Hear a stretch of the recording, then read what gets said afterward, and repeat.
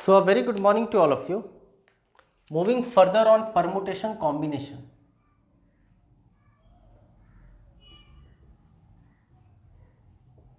आज हम लोग परमुटेशन कॉम्बिनेशन टॉपिक को फॉर्मूला ओरिएंटेड देखेंगे। इससे पहले के सेशंस में हम लोग परमुटेशन कॉम्बिनेशन को फंडामेंटल प्रिंसिपल ऑफ काउंटिंग के पर्सपेक्टिव से देखे हैं। मेरा सजेशन होगा कि आप एक बार प्रीवियस लेक्चर्स फॉलो कर लें जहां पर हम लोग फंडामेंटल प्रिंसिपल ऑफ काउंटिंग देखे थे। और basically fundamental principle of counting states that if I have m alternative to do a work, if I have n alternative to do a different work, when both work are done simultaneously, total number of alternatives will be m into n. Basically हम लोग इस पर काफ़ी बात कर चुके हैं previous sessions में। किसी काम को करने का m तरीका हो, दूसरे काम को करने का n तरीका हो, जब दोनों काम परस्पर हो तो m गुना n तरीका होता है। ओके, आज हम लोग फॉर्मूला ओरिएंटेड देखने वाले हैं। पहला फॉर्मूला होगा NPR and this is n factorial n minus R factorial. ये फॉर्मूला बेसिकली परमुटेशन से रिलेटेड होता है। और दूसरा फॉर्मूला होता है कॉम्बिनेशन का, I hope NCR which is n factorial which is r factorial n minus r factorial. Okay, अगर थोड़ा आप फॉर्मूला के नेचर को देखोगे, इसके पैटर्न को कोशिश करोगे समझने का, तो यू वुड रियलाइज कि majority of the questions of permutation combination में हम लोगों को कैलकुलेशन नहीं करना पड़ता है, फॉर्मूला यूज नहीं करना पड़ता है, अगर आप सक्षम हो इस पैटर्न को समझने में तब। Okay, we would try to take some example. जैसे अगर n को हम लोग 7 मान ले और r को हम लोग वेरी करवाएं 1 2 3 4 5 6 एंड 7, और सिमिलरली अगर हम लोग यहाँ पर भी n को 7 मान ले और r को वेरी करवाएं 1 2 3 4 5 6 7।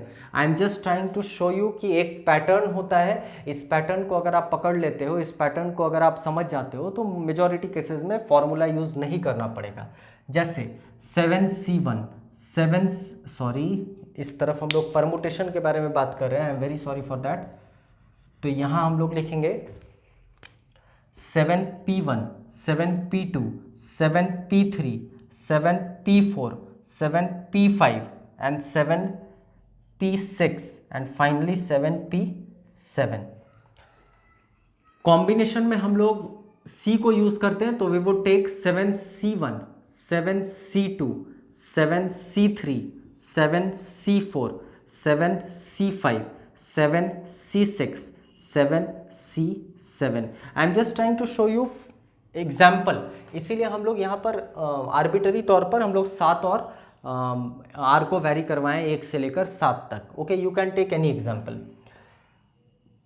परमुटेशन का फॉर्मूला कह रहा है, ध्यान से देखो अगर आप, तो n factorial n minus R factorial. Combination का फॉर्मूला कह रहा है n factorial n minus R factorial और साथ में एक और r फैक्टोरियल। मतलब at any moment of time you can simply interpret that permutation is always greater than combination. Okay, rather हम लोग जो पढ़े हैं इससे पहले, so we would take that word in fact, arrangements is always greater than selection. क्योंकि combination का मतलब बेसिकली हम लोग सिलेक्शन समझते हैं और परमुटेशन का मतलब हम लोग अरेंजमेंट समझते हैं। I hope till now things are very clear. Okay, तो अगर हम लोग इस फॉर्मूला को ब्रेक करें अब, तो we would see 7 factorial upon 6 factorial, we would see 7 factorial by 5 factorial, we would see 7 factorial by 4 factorial, we would see 7 factorial by 3 factorial, we would see 7 factorial by 2 factorial, we would see 7 factorial by 1 factorial and finally 7 factorial upon 0 factorial। Take a look, कुछ नहीं किए हैं, formula पर बिठाए हैं n factorial n minus R, 7 में से 1 घटाओगे 6, 7 में से 2 घटाओगे 5, 7 में से 3 घटाओगे 4, 4 घटाओगे 3, 5 घटाओगे 2, 6 घटाओगे 1, 7 घटाओगे तो 0। अब एक खास चीज़ आपको जानकर रखना होगा यहाँ पर कि 0 फैक्टोरियल का वैल्यू 1 होता है। You have to memorise this कि 0 फैक्टोरियल का वैल्यू 1 होता है। ओके मतलब ये आंसर तो हमको यहीं पर समझ में आ गया कि इसका वैल्यू मेरा 7 फैक्टोरियल बाई 1 मतलब this will be 7 factorial. Take a look, just take a look. Okay fine, आते हैं इस पे आते हैं हम लोग। क्या इसको लिखा जा सकता है 7 गुना 6 फैक्टोरियल, क्योंकि इसके आगे 6 5 4 3 2 1 होगा, तो ये 6 फैक्टोरियल भी लिख सकते हो। 6 फैक्टोरियल यहाँ, ये कैंसिल हो गया, फाइनल आंसर 7 आया। आई होप इट इज़ क्लियर। यहाँ आप लिखोगे 7 फैक्टोरियल, 7 5 है मतलब लेट इट बी 5 फैक्टोरियल। अगर इसको ब्रेक करोगे तो 7 गुना 6 गुना 5 फैक्टोरियल, 5 से 5 कटा, फाइनल आंसर 7 इंटू 6। सिमिलरली आप यहाँ बोलोगे 7 6 5 4 factorial, 4 factorial, final answer 7 6 5। Similarly 7 6 5 4 3 factorial, 3 factorial, cancel out, 7 6 5 4, 7 6 5 4 3 2 factorial, 2 factorial, cancel out, 7 6 5 4 3, that's all. Finally 7 6 5 4 3 2 1 बटा 1, 1 से कैंसल, 7 6 5 4 3 2। अगर हम 1 से मल्टीप्लाई कर भी दें तो फ़र्क नहीं पड़ेगा, मतलब I can say 7 factorial. Okay, और इसका आंसर तो है ही 7 6 5 4 3 2 1 विच इम्प्लाइज 7 फैक्टोरियल, क्योंकि 0 फैक्टोरियल का मतलब 1 होता है। I hope it is very clear. Take a look on it. अब खास चीज़ निकल कर क्या आता है, पैटर्न क्या है। तो can I write NP1 is equal to always n। आप देख पा रहे होंगे 7P1 का वैल्यू 7 आया, तो I can write like this. Can I write 7P2 is equal to 7 into 6 मतलब n इंटू n माइनस 1। कभी भी P2 रहे permutation with I mean R का वैल्यू अगर 2 रहे तो we can simply formulate n into n minus 1। अब यहाँ पर आपको दिख रहा होगा वो घटते क्रम में n, n minus 1, n minus 2, मतलब यहाँ 3 है तो हमको 3 टर्म लिखना है, घटते क्रम में लिखना है, 7 6 5। यहाँ 4 है तो हमको घटते क्रम में 4 बार लिखना है, 7 6 5 4। यहाँ 5 है तो घटते क्रम में हमको 5 बार लिखना है, 7 6 5 4 3। I hope it is very clear to all of you. जैसे मतलब भविष्य में अगर आपको मिलता है 11, सॉरी मान लो एग्जाम्पल है ये, 11P3 मिलता है तो 3 है यहाँ पर, बोलो 11 10 9। आई होप समझ में आ रहा होगा। मान लो आज के बाद मिलता है 17P5 तो आप बोलोगे 5 है तो घटते क्रम में 17 16 15 14 13, 5 टर्म लिखना है। ओके, ये पैटर्न आपको समझना ज़रूरी है। इससे बेनिफिट ये होगा कि एग्जामिनेशन हॉल में इतना फॉर्मूला पे ब्रेक नहीं करना पड़ेगा। एक और इम्पॉर्टेंट चीज़ आपको दिख रहा होगा कि NPn-1, can I write NPn-1 is equal to n factorial. Okay, I can write this.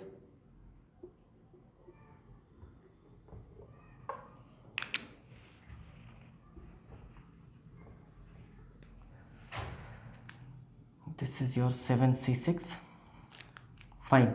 और सिमिलरली हम लोग यहाँ लिख सकते हैं NPn is again n factorial. मतलब आज के बाद अगर आपसे पूछता है कोई 11P10 या 11P11, दोनों का आंसर 11 फैक्टोरियल होगा।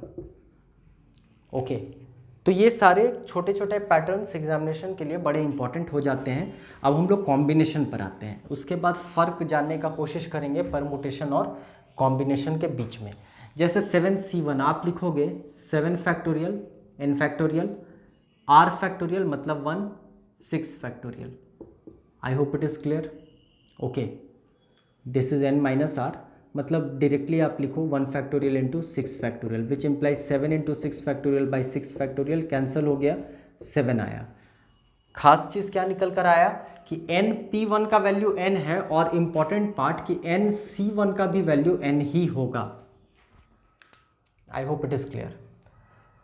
C2 पर आते हैं। आप लिखोगे यहाँ 7 फैक्टोरियल, 2 फैक्टोरियल, 5 फैक्टोरियल, ये 7 6 5 फैक्टोरियल बटा 2, 5 फैक्टोरियल कैंसल आउट हुआ, 7 6 बटा 2, मतलब पैटर्न निकल कर आया NC2 is equal to n-1/2। Okay, 7C3 पे आते हैं। बोलेंगे 7 फैक्टोरियल, 3 फैक्टोरियल, 4 फैक्टोरियल। 7C4 पर आते हैं, 7 फैक्टोरियल, 4 फैक्टोरियल, 3 फैक्टोरियल। आप ध्यान से दोनों को देखो, दोनों का मैग्नीट्यूड सेम होगा, दोनों का कैलकुलेशन सेम निकल कर आएगा। यहाँ 4 है, यहाँ 4 है, यहाँ 3 है, यहाँ 3 है। जरा कैलकुलेट कर लेते हैं इसको। बोले 7 6 5 4 फैक्टोरियल, 4 फैक्टोरियल गुना 3 गुना 2 गुना 1, ये 4 से 4 कैंसिल हो गया। इसके आगे आप कैलकुलेशन कर सकते हो अगर आपकी इच्छा हो तो। यहाँ पर 7 6 5 4 फैक्टोरियल, ये 4 फैक्टोरियल गुना 3 गुना 2 गुना 1, ये 4 से 4 कट गया। आप कैलकुलेशन कर सकते हो। आई होप आपको दिख रहा होगा। 3 × 2 6 कैंसिल हुआ, 3 × 2 6 कैंसिल हुआ, 35 आंसर आ गया। इसका भी 35 आंसर आ गया। खास चीज़ ये है कि ये दोनों का वैल्यू सेम होगा। ओके, इंपॉर्टेंट ये है। इस पर हम लोग एक पैटर्न और बनाने का कोशिश करेंगे। यहाँ पर आते हैं 7C5 पे आते हैं। बोले 7 फैक्टोरियल, 2 फैक्टोरियल, 5 फैक्टोरियल। मज़े की बात, 7 फैक्टोरियल, 2 फैक्टोरियल, 5 फैक्टोरियल, मतलब इसका भी वैल्यू यही निकल कर आएगा 7 गुना 6 गुना बटा 2। ओके, इंपॉर्टेंट क्या दिख रहा है? इंपॉर्टेंट दिख रहा है कि ये दोनों सेम है, ये दोनों सेम है। आई होप आपको नेक्स्ट स्टेप में ये और ये सेम दिखेगा। ओके, जरा कैलकुलेट करके देखते हैं इसको भी। बोले 7 factorial, 6 factorial, 1 factorial, which implies 7 into 6 factorial by 6 factorial. 6 से 6 कैंसिल, 7 निकल कर आया। यहाँ भी 7 निकल कर आया था, मतलब 7C1 का वैल्यू 7C6 के बराबर होगा। फाइनली 7C7 हम लोग लिखेंगे 7 फैक्टोरियल बाई 7 फैक्टोरियल, 0 फैक्टोरियल। 7 से 7 कैंसिल हो गया, आंसर हमारा 1 होगा। पैटर्न क्या निकल कर आया? पैटर्न निकल कर आया कि NCN का वैल्यू हमेशा 1 होगा। NPN का वैल्यू n फैक्टोरियल होता था, लेकिन NCN का वैल्यू 1 होगा। पैटर्न निकल कर आया NC6, मतलब NCN-1 is equal to always n, मतलब NC1 का भी वैल्यू n, NCN-1 का भी वैल्यू n। खास चीज, ये इसके साथ मैच किया, ये इसके साथ मैच किया, ये इसके साथ मैच किया। Just take a look on it. मतलब इन फ्यूचर अगर आपसे कोई कहता है 11C2 किसके बराबर होगा, 11 से 2 घटा दो, बोलो 11C9 के। अच्छा, कोई पूछता है 7C3 किसके बराबर होगा, 7 में से 3 घटा दो, बोलो 7C4 के। कोई पूछता है 17C5 किसके बराबर होगा, 17 में से 5 घटा दो, बोलो 17C12 के। आई होप अब आपको समझ में आ रहा होगा। आप जरा देख लो 7C2 किसके बराबर है, 7C5 के। 7 में 5 घटाओ 2, 7 में 2 घटाओ 5। ओके, ये सब छोटा छोटा रिलेशन आपके एग्जामिनेशन के लिए बड़ा इंपॉर्टेंट होता है। नाउ हम लोग इस फॉर्मूला से कोशिश करेंगे एक और चीज़ समझने का कि what is the basic difference between permutation and combination. Have a look, इसके बाद हम लोग आगे बढ़ते हैं। Fine,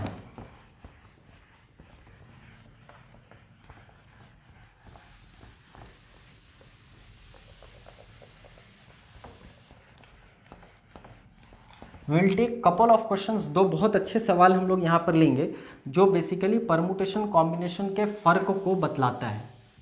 and I find this, I mean these couple of questions very useful for differentiating between permutation and combination with a logic। एक logic के साथ आपको समझ में आएगा कि परमुटेशन और कॉम्बिनेशन के बीच फर्क क्या होता है। ओके, जैसे हम लोग बात किए परमुटेशन का, और परमुटेशन में अरेंजमेंट था।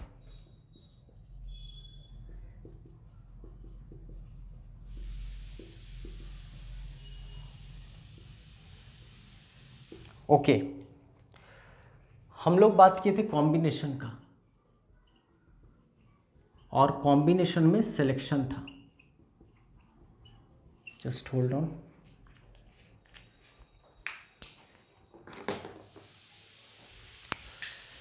ओके, परमुटेशन में अगर हम लोग एग्जाम्पल के तौर पर ले लें ए बी सी और बोले किसी दो को सजाओ, तो A B B A, B C C B, A C C A. किसी दो को चुनो तो A B B C C ए। इस पर हम लोग बात कर चुके हैं प्रीवियस लेक्चर्स में। मेरा सजेशन होगा ज़रूर एक बार आप फॉलो कर लें। कहने का अर्थ ये हुआ कि ए बी बी ए दोनों एक नहीं है, बी सी सी बी एक नहीं है, ए सी सी ए एक नहीं है। लेकिन अगर ए बी और बी ए एक हो जाए तो कॉम्बिनेशन, बी सी और सी बी एक हो जाए तो कॉम्बिनेशन, सी ए सी सेम हो जाए तो कॉम्बिनेशन। ओके, अब दो सवाल एग्जामिनेशन में बहुत फ्रीक्वेंटली पूछा जाता है। पहला सवाल होता है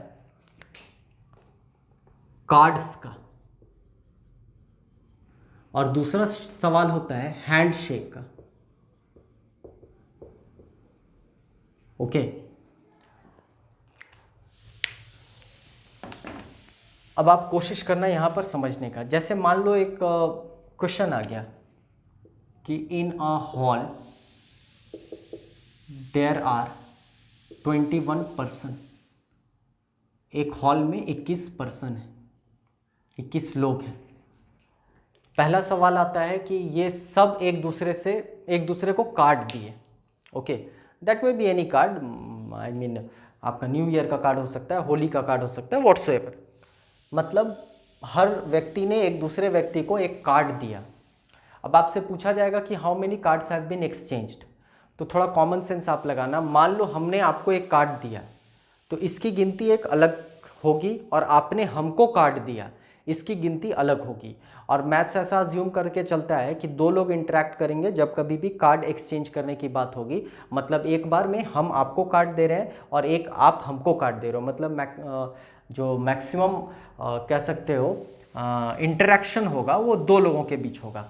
तो क्या आपको लग रहा है कि ए ने बी को काट दिया और बी ने ए को काट दिया, ये दोनों की गिनती अलग अलग होगी? बट ऑब्वियस है, ए ने बी को काट दिया इसकी गिनती अलग होगी, बी ने ए को काट दिया इसकी गिनती अलग होगी। मतलब ये दोनों सेम नहीं है, हमको दो बार अलग से गिनना पड़ेगा। ओके, मतलब यहां पर व्यक्ति 21 थे, इंटरेक्शन दो के बीच हो रहा है, और मैटर ऑफ अरेंजमेंट मतलब 21 इंटू 20 विच इम्प्लाइज 420। अब इसको जस्टिफाई करने का और भी कोई तरीका है क्या? तो जरा कॉमन सेंस लगा लो कि अगर 21 आदमी एक हॉल में मौजूद है और वो सब एक दूसरे को कार्ड देते हैं, तो आप हर एक व्यक्ति खुद के लिए कार्ड नहीं खरीदेगा और खुद के अलावा सबके लिए कार्ड खरीदेगा। मतलब हर 21 आदमी, मतलब जो टोटल 21 आदमी है वो अपने छोड़कर 20-20 कार्ड खरीदेंगे। तो 21 गुना 20 420 यहाँ से भी वेरीफाई होता हुआ दिख रहा है। मतलब ए ने बी को कार्ड दिया, बी ने ए को कार्ड दिया, ये दो अलग अलग घटना है। तो ये बट ऑब्वियस है, अरेंजमेंट का बात हो रहा है। लेकिन हैंडशेक में क्या है कि मान लो हमने आपसे हाथ मिलाया, तो स्वतः आप भी हमसे हाथ मिला लिए। ऐसा नहीं होगा कि थोड़ी देर बाद आप आकर हमसे फिर से कहोगे कि हमने आपसे हाथ नहीं मिलाया था। मतलब अगर हमने आपसे हाथ मिलाया तो ये बट ऑब्वियस होगा कि आप भी हमसे हाथ मिला लियो। मतलब ए बी और बी ए दो अलग अलग गिनती नहीं है, हम या तो ए बी को गिनेंगे या फिर बी ए को गिनेंगे। मतलब it's a matter of selection. आदमी 21 थे, कॉम्बिनेशन फॉर सिलेक्शन। एक बार में दो लोग इंटरेक्ट होंगे, हाथ ऐसे मिलाया जाता है, ना कि ऐसे कि तीन लोग इंटरेक्ट कर लिए, ऐसा मैथ्स अज्यूम करके चलता है। तो मतलब 21 into 20/2 which implies 210। I hope आपको समझ में आ रहा होगा। अगर आज के बाद भविष्य में आपसे कार्ड्स एक्सचेंज की बात हो तो वहाँ पर परमुटेशन अप्लाई करेंगे, और हैंडशेक की बात हो तो वहाँ पर हम लोग कॉम्बिनेशन अप्लाई करेंगे। Just take a look on it. Okay, I hope it is very clear till now. That's all for today. Thank you.